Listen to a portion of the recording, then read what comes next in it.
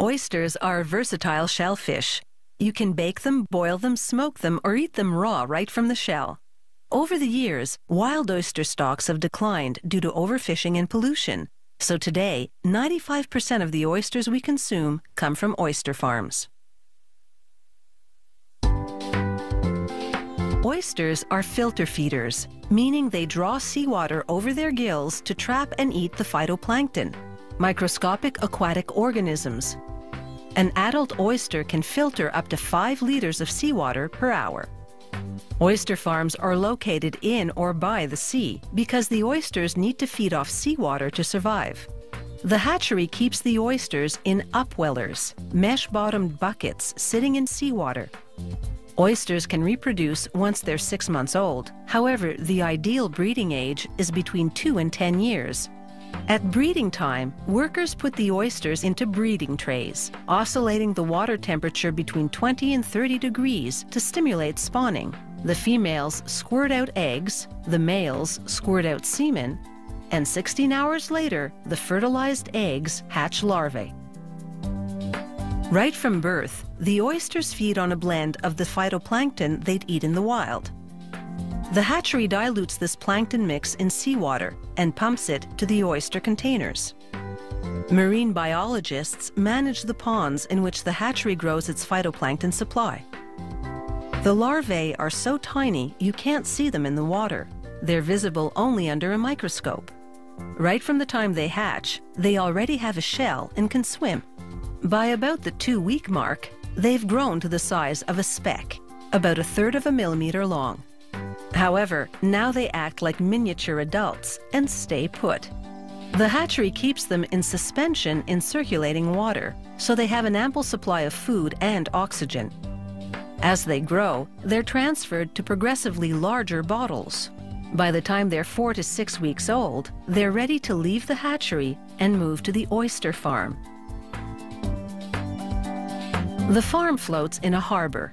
The baby oysters arriving are at least a millimeter long.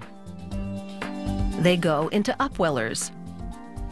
Pipes circulate seawater, and the babies filter feed on the natural phytoplankton. Over the next 6 weeks or so, they quadruple in size to about 4 millimeters in length.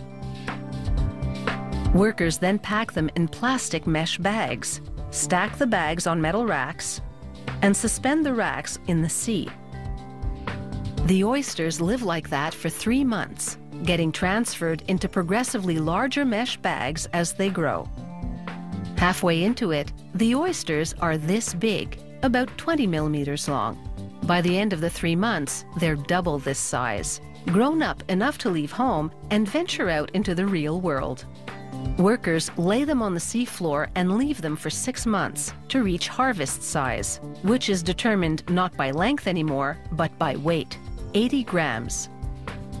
To finally harvest the oysters, they lower a custom-built machine that's part dredger, part conveyor. It generates jets of water which blow the oysters off the seabed onto the conveyor. They travel up, out of the water, into the boat. That conveyor dumps the oysters onto another conveyor, which leads to the picking station.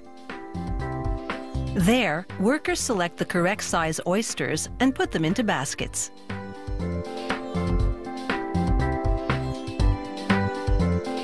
Whatever they leave on the conveyor, smaller oysters, rocks and such, continues to the end and drops back into the water. Of course, the harvesting machine misses some 80-gram oysters. Those remain on the seabed, sometimes for years, growing larger. Like this guy, weighing about 1 kilogram. Prior to sale, the harvested oysters go through a cleaning process called depuration. For 42 hours, they sit in tanks filled with seawater sterilized by ultraviolet light. The oysters draw this clean water through their gills. This flushes out all the bacteria. Thanks to this depuration process, it's safe to eat raw oysters. It's taken a good 18 months to grow from microscopic organism to dining delicacy, which has a refrigerated shelf life of about a week.